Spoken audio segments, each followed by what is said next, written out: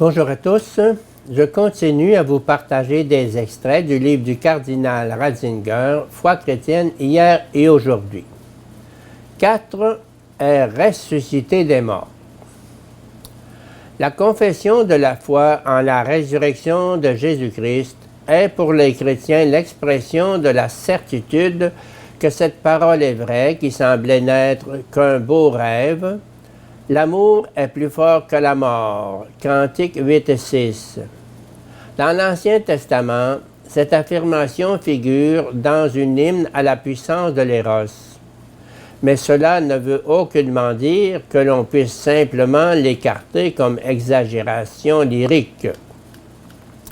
Dans la prétention illimitée de l'Éros, dans ses apparentes outrances et démesures, c'est un problème fondamental, et même le problème fondamental de l'existence humaine, qui trouve son expression en tant que s'y manifeste l'essence et le paradoxe interne de l'amour.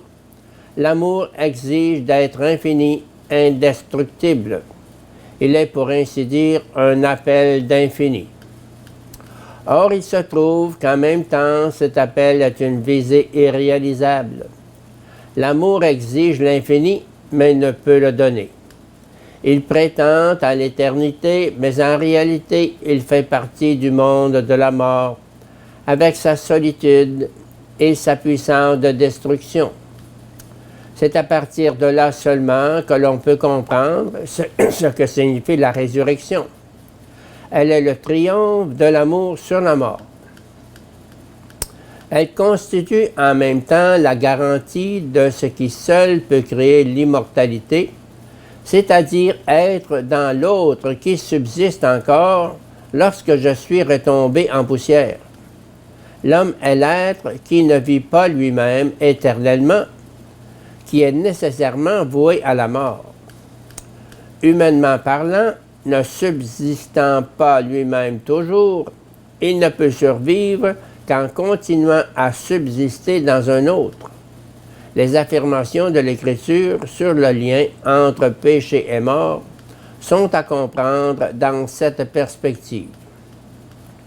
Car il apparaît clairement à présent que la tentative de l'homme d'être comme Dieu, son aspiration à une autarcie où il subsisterait uniquement en lui-même, représente en réalité sa mort, car c'est un fait que lui-même ne saurait subsister toujours. Quand l'homme, et c'est là la véritable essence du péché, veut pourtant, en méconnaissant ses limites, ne dépendre que de lui-même et être pleinement autonome, il se livre par là même à la mort. Or, l'homme se rend tout à fait compte que sa vie, à elle seule, ne résiste pas au temps et qu'il doit donc tendre à être en d'autres pour demeurer par eux et en eux sur la terre des vivants. 2 voies surtout ont été essayées. Tout d'abord, la survie dans ses propres enfants. De là vient que le célibat et la stérilité étaient regardés chez les peuples primitifs comme la plus terrible des malédictions. Il signifie la ruine inéluctable, la mort définitive. À l'inverse, le plus grand nombre possible d'enfants offre également le plus de chances de survie. Il est l'espérance d'immortalité et donc la véritable bénédiction que l'homme peut espérer. Une autre voie s'ouvre quand l'homme découvre que sa survie dans les enfants est tout de même très peu authentique et personnelle. Il souhaite voir subsister davantage de lui-même.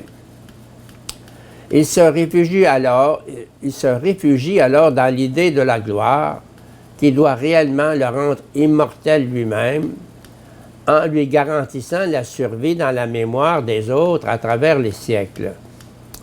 Mais cette deuxième tentative de l'homme pour se procurer à lui-même l'immortalité par l'être dans les autres est vouée au même échec que la première.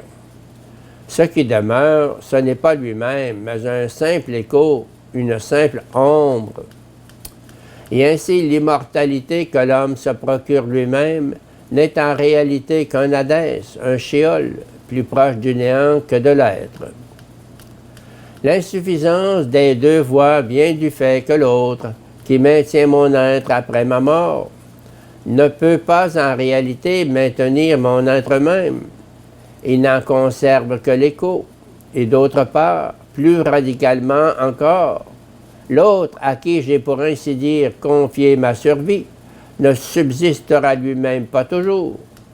Lui aussi retombera en poussière.